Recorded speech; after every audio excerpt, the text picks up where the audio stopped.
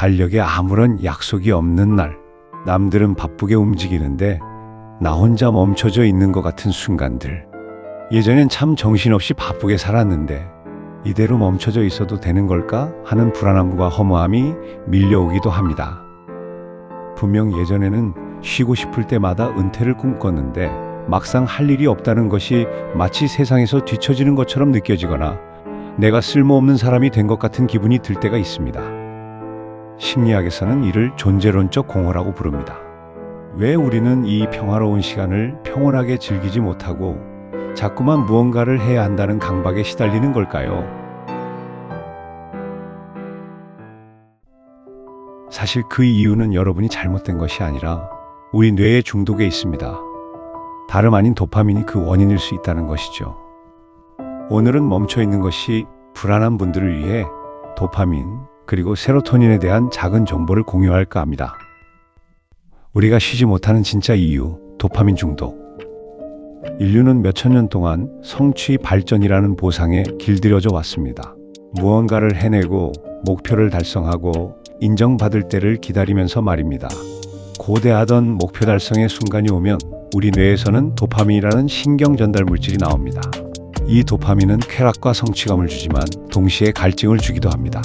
더 많은 것과 더 좋은 것, 그리고 더 자극적인 것을 요구하는 성질이 있는 것이죠.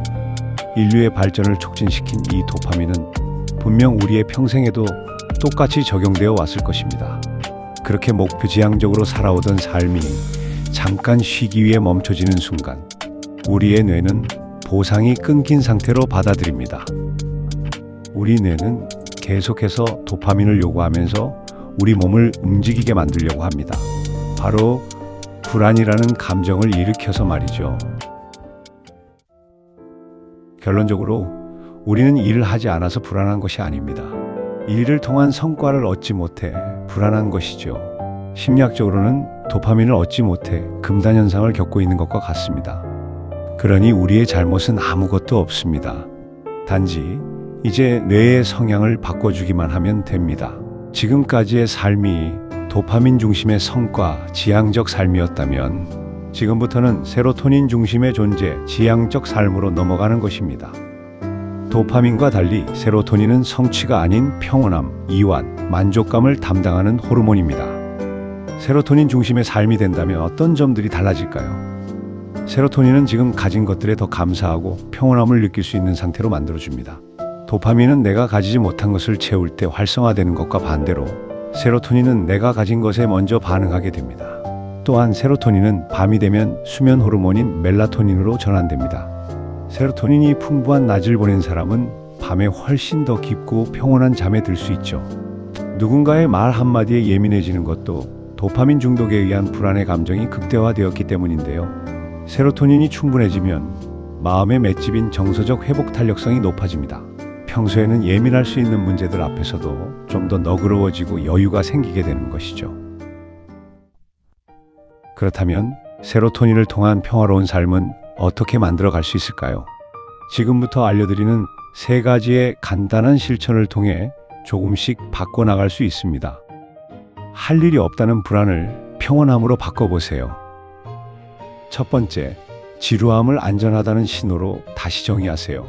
할 일이 없다는 것은 뒤처지는 것이 아닙니다. 오히려 지금 당신의 삶이 침범받지 않고 아주 안전하다는 뜻입니다. 뇌과학적으로 불안은 생존을 위협받을 때 나오는 신호입니다. 하지만 지금의 정적은 위협이 아니라 일단 휴식입니다.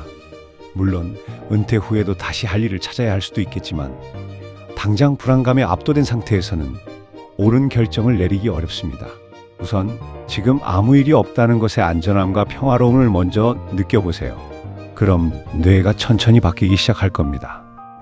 두 번째, 사소한 감사를 느껴보세요. 세로토닌은 성취가 아니라 사소한 감각에서 나옵니다. 그리고 그러한 감각을 좀 더 긍정적으로 확장시킬 수 있는 방법이 바로 감사입니다. 창가에 비치는 햇살, 맨발에 닿는 바닥의 감촉처럼 지금 이 순간의 오감에 집중해 보세요. 그리고 그 감각에 작은 감사를 표현해 보세요. 거창한 목표를 세우기보다는 하루에 딱 5번만 감사를 표현해 보겠다고 다짐해 보세요. 뭔가를 이루겠다는 목표는 우리 몸과 마음을 긴장시키고 각성하게 만듭니다.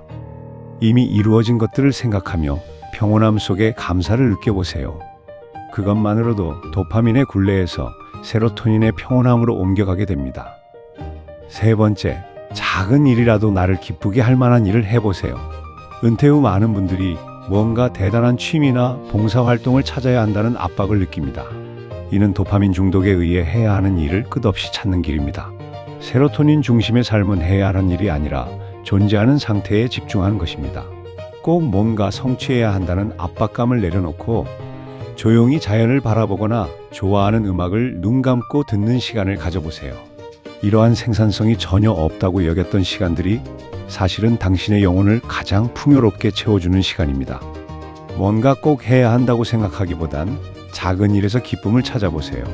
특히 자기 전 그리고 잠에서 깬 후 작은 기쁨을 생각하며 감사를 표현해 보는 것이 세로토닌 분비를 촉진시킬 수 있습니다.